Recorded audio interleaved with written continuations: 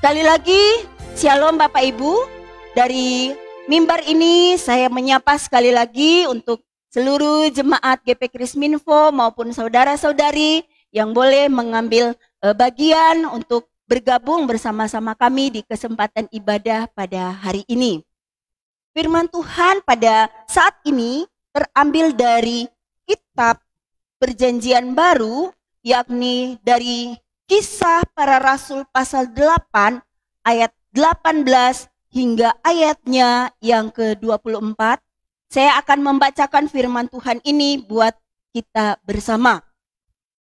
Ketika Simon melihat bahwa pemberian Roh Kudus terjadi oleh karena rasul-rasul itu menumpangkan tangannya, ia menawarkan uang kepada mereka, kepada rasul-rasul itu, serta berkata, "Berikanlah juga kepadaku kuasa itu, supaya jika aku menumpangkan tanganku di atas seseorang, ia boleh menerima Roh Kudus." Tetapi Petrus berkata kepadanya, "Binasalah kiranya uangmu itu bersama dengan engkau, karena engkau menyangka bahwa engkau dapat membeli karunia Allah dengan uang. Tidak ada bagian atau hakmu dalam perkara ini, sebab hatimu tidak lurus di hadapan Allah.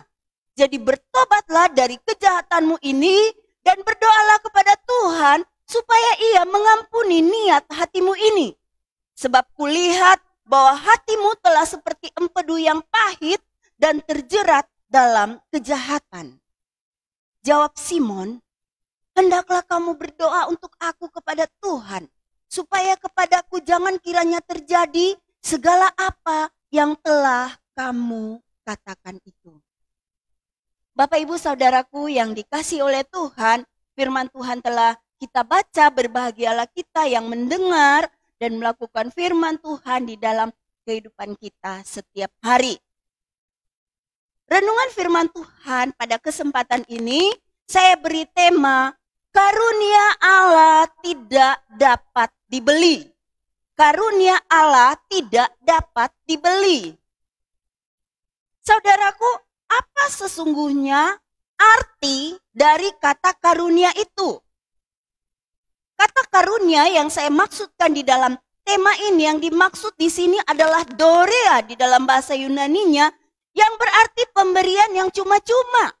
Pemberian yang berharga, yang istimewa, yang bernilai. Dan karena Allah yang memberikannya, itu pasti sesuatu yang istimewa, sesuatu yang berharga. Lalu pertanyaannya saudara, mengapa Allah memberi karunia itu buat kita manusia? Mengapa? Saudaraku, sebab Allah tahu bahwa kita manusia sangat membutuhkan karunia-Nya, namun kita tidak dapat memperolehnya dengan kekuatan kita sendiri, termasuk dengan uang kita. Seberapapun banyaknya uang yang engkau dan saya miliki, kita tidak berdaya untuk mengambil karunia yang diberikan oleh Allah itu. Contohnya saudara ya, kalau kita pegang pergelangan tangan kita di sini, maka kita akan menemukan sesuatu yang seringkali kita lupakan di dalam hidup setiap hari kita yang sibuk. Ini adalah denyut nadi kita. Ini adalah karunia, amin, pemberian Allah. Yang tanpa ini kita tidak ada lagi hari ini. Saudaraku yang diberkati oleh Tuhan, ketika denyut nadi ini diambil oleh Tuhan dari hidup kita, maka uang kita yang bernilai miliaran sekalipun, aset kita, harta kita, tidak dapat kita pakai untuk menahan. Jangan dulu Tuhan, tidak bisa. Mengapa? Sebab ini hanyalah pemberian, bukan milik kita. Karunia dari Allah. Dan saudaraku, ini hanya contoh kecil, detak jantung kita. Hanya contoh kecil dari betapa berharganya karunia dari Allah bagi kita. Kita gak bisa beli, saudara. Bapak Ibu Saudaraku yang diberkati oleh Tuhan, kenyataan ini, realita ini sungguh mengingatkan kita bahwa kita sebagai manusia, kita ini hanyalah objek, kita hanyalah penerima, sedangkan Allah adalah subjek. Allah adalah pemberi, sang sumber. Jadi ini berarti bahwa posisi Allah itu akan selalu lebih tinggi dari posisi kita sebagai manusia. Betapa kita hanya bisa bergantung kepada Allah dan jangan pernah berpikir untuk bisa memperalat semua berkat pemberian Allah untuk memuaskan diri sendiri, untuk mencapai semua kebutuhan kita, untuk memenuhi semua keinginan diri kita sendiri dengan melepaskan Tuhan dari hidup kita. Bapak Ibu Saudaraku yang diberkati oleh Tuhan, pikiran manusia, pikiran kebanyakan orang untuk menggunakan semua pemberian Tuhan, semua berkat Tuhan demi memuaskan diri sendiri, inilah yang seringkali menjadi pintu masuk bagi banyak dosa dan menjadi banyak sumber kekecewaan dalam hidup kebanyakan orang. Sumber ketidakpuasan. Sebab berkat itu mau dipakai demi kepuasan diri sendiri. Demi popularitas, demi kehormatan diri sendiri. Saudaraku yang diberkati oleh Tuhan, tetapi sekalipun kita tidak berdaya untuk membeli karunia Tuhan dengan kekuatan kita sendiri, dengan uang kita yang terbatas, tetapi Allah di dalam rahmat-Nya, Allah telah memberikan karunia-Nya yang terbesar bagi setiap kita, termasuk bagi setiap orang berdosa. Karunia apa itu? Yakni Allah telah memberikan dirinya sendiri. Ketika Allah dengan inisiatifnya sendiri, dia memilih berinkarnasi menjadi manusia. Namanya adalah Yesus Kristus. Dan dia datang ke dunia sebagai manusia. Dia datang bukan untuk hidup, tetapi dia datang untuk mati di atas kayu salib. Apa? Demi menyelamatkan hidup kita. Demi menebus hutang dosa kita. Supaya kita yang berdosa tidak hidup di dalam kebinasaan. Tetapi diselamatkan, dibebaskan dari perbudakan dosa. Sehingga baik hidup kita di dunia maupun hidup kita di sorga nanti kita memiliki jaminan. Bahwa karunia Allah itulah jaminan kita. Membebaskan kita di dalam Yesus Kristus. Kita ditebus bukan dengan barang yang fana, tetapi dengan darah-Nya yang mahal, darah pencipta Allah semesta yang telah Dia curahkan di atas kayu salib. Bapak Ibu Saudaraku yang dikasihi oleh Tuhan. Tetapi jika saya dan saudara menjadi orang percaya, mengakui diri, menyerahkan diri sebagai orang percaya, dan memberi diri dibaptis. Tetapi saudara, jika kita hanya menjadi orang Kristen demi cinta, demi bisa menikah, saudara saya jamin bahwa suatu hari saudara akan kecewa. Jika saudara menjadi orang Kristen hanya supaya bisa memperoleh karunia kesembuhan dari Tuhan, saudara bisa saja sembuh karena belas kasihan Tuhan, tetapi hatimu akan tetap kosong. Saudara mungkin menjadi orang Kristen karena ikut-ikutan melihat si A, si B menjadi orang Kristen kok diberkati, menjadi orang Kristen kok usahanya maju, lalu saudara ikut-ikutan menyerahkan diri menjadi orang Kristen demi bisa memperoleh berkat kekayaan. Saya saudara akan terus menuai ketidakpuasan sebab uang tidak akan pernah memuaskan saya dan saudara. Mengapa? Sebab hidup kita ini, Kita dirancang oleh Tuhan, pencipta kita. Kita dirancang dengan kebutuhan yang besar. Bukan hanya kebutuhan untuk kita bisa makan, untuk kita bisa minum, untuk kita bisa sekolah, untuk kita bisa bekerja, untuk aktualisasi diri. Bukan hanya itu, saudara. Tetapi kebutuhan terbesar saya dan saudara sebagai ciptaan Tuhan yang utuh, kebutuhan terbesar kita adalah kebutuhan akan Allah. Allah di dalam Yesus Kristus. Itulah sebabnya Allah rela mengosongkan dirinya datang ke dunia ini supaya kita bisa memperoleh karunia-Nya yang terbesar, yaitu Yesus Kristus. Bapak Ibu yang diberkati oleh Tuhan, mari kita lihat pembacaan firman Tuhan pada saat ini. Inilah yang menjadi pikiran Simon yang disebutkan di dalam Kisah Rasul pasal 8 di sini. Simon ini ada di masa-masa pasca peristiwa Pentakosta, di mana Tuhan Yesus memenuhi janjinya untuk mencurahkan Roh Kudus kepada seluruh orang-orang yang percaya kepada Dia, dan itu dipenuhi. Dan di masa-masa itu luar biasa, saudara, berbagai tanda dan mujizat terjadi untuk meneguhkan kesaksian para murid Tuhan Yesus. Lalu saudara, ada seorang diaken, seorang pelayan Tuhan yang terkenal baik dan penuh Roh Kudus yang bernama Filipus. Dia pun tergerak untuk menyaksikan tentang Tuhan Yesus. Lalu dia pergi ke sebuah kota di Samaria. Dan di kota itu hiduplah si Simon ini. Simon ini, Bapak Ibu Saudaraku, dia adalah seorang tukang sihir. Dia bisa melakukan hal-hal yang besar dengan sihirnya, sehingga membuat Simon si tukang sihir ini memiliki banyak fans, banyak pengagum, dan tentunya dia punya banyak uang dari pekerjaannya sebagai tukang sihir ini. Dan ketika Filipus datang, Filipus dengan kuasa Tuhan memberitakan, menceritakan tentang Tuhan Yesus. Dan banyak orang di kota itu menjadi percaya dan meninggalkan Simon.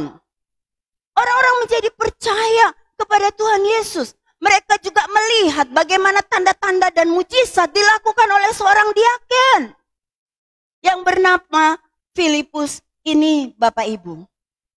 Lalu tidak hanya berhenti sampai di sini.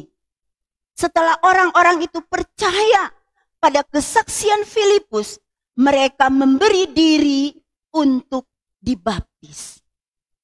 Lalu datanglah Petrus dan Yohanes ke kota Samaria itu, sebab mereka dengar bahwa orang-orang di Samaria telah menjadi percaya. Dan mereka, Rasul Petrus dan Yohanes, mulai menumpangkan tangan ke atas orang-orang yang baru percaya itu. Lalu mereka menerima Roh Kudus. Itu artinya ada berbagai karunia roh yang menyertai kehidupan mereka, yang memampukan mereka, orang-orang percaya yang baru percaya itu, untuk bisa melayani Tuhan dengan lebih lagi. Dan Bapak Ibu Saudaraku, Simon si tukang sihir ini, dia mulai tertarik. Dan saudaraku, Simon seperti kebanyakan orang, dia pun menjadi percaya, dia pun dibaptis, saudara. Tetapi ternyata pertobatan Simon itu bukanlah pertobatan yang sejati. Mengapa? Karena Simon lebih tertarik dengan tanda-tanda, dengan kuasa itu, dengan mujizat itu. Dari mana kita bisa tahu? Sebab ketika Simon melihat bahwa Petrus dan Yohanes pun menumpangkan tangan dan mengalirlah kuasa Roh Kudus ke dalam hidup banyak orang, Simon mulai berpikir. Apa yang ada di dalam pikirannya? Dia berpikir duit. Dia berpikir bisnis. Dia menilai hal rohani, dia menilai secara materi. Bapak Ibu, saudaraku yang diberkati oleh Tuhan. siapa sebenarnya Roh Kudus yang dicurahkan ke dalam hidup orang-orang yang baru percaya itu. Bapak Ibu Saudara, jangan kita salah menyangka. Sebab yang sesungguhnya Roh Kudus yang dicurahkan sekalipun melalui penumpangan tangan manusia, orang-orang yang dipilih oleh Tuhan, rasul-rasul Tuhan, tetapi Roh Kudus yang diterima oleh mereka pada zaman ini dan kita pada hari ini itu adalah pribadi Allah sendiri. Namun dia rela tinggal di dalam hati orang-orang yang percaya. Itu menjadi jaminan bahwa keselamatan yang kita terima pasti dan amin. Karena Roh Kudus menjamin memeteraikan hidup kita.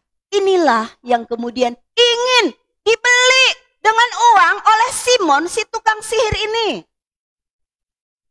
Bapak Ibu yang diberkati oleh Tuhan. Ketika Simon menawarkan uang kepada Petrus dan Yohanes untuk membeli karunia Allah, Roh Kudus, pribadi Allah sendiri. Maka mari kita lihat apa jawaban yang diberikan oleh Petrus. Petrus berkata demikian, "Binasalah kiranya uangmu itu bersama dengan engkau, karena engkau menyangka bahwa engkau dapat membeli karunia Allah dengan uang. Tidak ada bagian atau hakmu dalam perkara ini, sebab hatimu tidak lurus di hadapan Allah. Jadi bertobatlah dari kejahatanmu ini, dan berdoalah kepada Tuhan supaya ia mengampuni niat hatimu ini. Sebab kulihat bahwa hatimu telah seperti empedu yang pahit, dan engkau terjerat di dalam kejahatan." Bapak Ibu Saudaraku, ini merupakan teguran yang begitu keras. Petrus marah kepada Simon terhadap pikiran Simon yang fasik, pikiran yang sia-sia, dan pikiran yang maaf kata seringkali menjadi pikiran kita kebanyakan orang. Bapak Ibu yang diberkati oleh Tuhan, mengapa Petrus begitu marah? Sebab melalui pikiran Simon yang berpikir dia bisa membeli karunia Allah dengan uang, itu berarti ia berpikir dengan uangnya yang banyak, dia bisa menjadikan Allah sebagai objek untuk memuaskan keinginannya. Sebagaimana ia mendapatkan uang dari ilmu sihirnya, mendapatkan popularitas, mendapatkan kehormatan di kota Samaria itu. Dan Simon sama sekali tidak datang dengan kerendahan hati kepada Tuhan.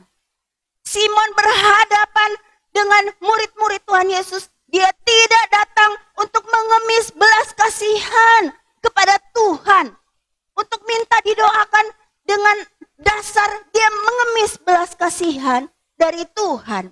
Simon tidak seperti pemungut cukai yang pergi ke bait Allah, pemungut cukai yang sering dikata-katai orang berdosa, namun pemungut cukai itu pergi ke bait Allah.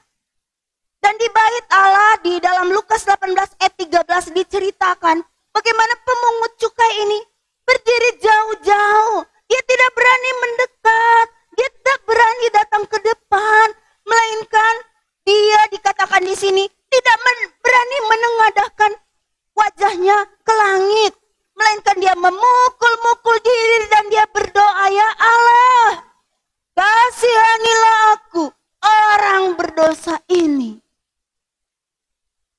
Bapak Ibu Saudara, Tuhan sangat merindukan kerendahan hati dari kita manusia ciptaannya. Roma 5 ayat 15 berkata bahwa karunia Allah baik Dorea maupun karismata, karunia-karunia Roh Kudus itu telah diberikan berlimpah kepada orang berdosa sekalipun. Dan karunia Allah itu telah diberikan lunas di atas kayu salib melalui kematian Tuhan Yesus mengampuni dosa-dosa kita. Sehingga di dalam Roma 5 ayat 15 di sini berkata karunia itu melimpah. Saudara pernah melihat sungai, ya, banjir bandang, seperti sungai yang meluap, yang besar alirannya, yang gak bisa ditahan, yang gak bisa dibendung. Betapa besarnya karunia Allah, anugerah Allah itu dilimpahkan Tuhan di dalam hidup kita. Bapak Ibu Saudaraku, tetapi Tuhan mau untuk kita mengakui pemberian Tuhan itu, menerimanya dengan kerendahan hati, dengan bersyukur. Sudahkah kita menerima karunia itu, mensyukurinya di dalam hidup kita? Dan ingat untuk berkata kepada orang lain, bukan hanya bercerita tentang anak saya udah bekerja di toko A, anak saya udah diwisuda di universitas B. Tetapi sudahkah kita tidak lupa untuk menyaksikan bahwa keluarga saya boleh ada sampai pada hari ini, anak saya boleh ada sampai pada hari ini, hidup saya boleh ada sampai pada hari ini. Benar-benar karena anugerah Tuhan, karena karunia Tuhan yang diberikan Tuhan secara cuma-cuma. Maka kita bersyukur di hadapan orang lain. Kita bersyukur bahwa hidup kita ada sampai pada hari ini. Benar-benar karena karunia pemberian Allah. Sehingga orang lain pun bisa mengenal Tuhan Yesus. Bapak Ibu yang diberkati oleh Tuhan. Untuk bisa meninggalkan segala pikiran-pikiran kita yang seringkali jahat. Untuk bisa melepaskan kejahatan di dalam hati kita. Untuk bisa meninggalkan rancangan, rencana yang keliru di dalam hati kita. Untuk bisa menolak segala pikiran, perasaan-perasaan yang kotor di dalam hati kita, di dalam hidup kita. Untuk bisa memiliki hidup yang terus dimurnikan di hadapan Tuhan. Hanya satu caranya. Bukan dengan kekuatan saya dan saudara. Tetapi benar-benar hanya dengan kekuatan Roh Kudus.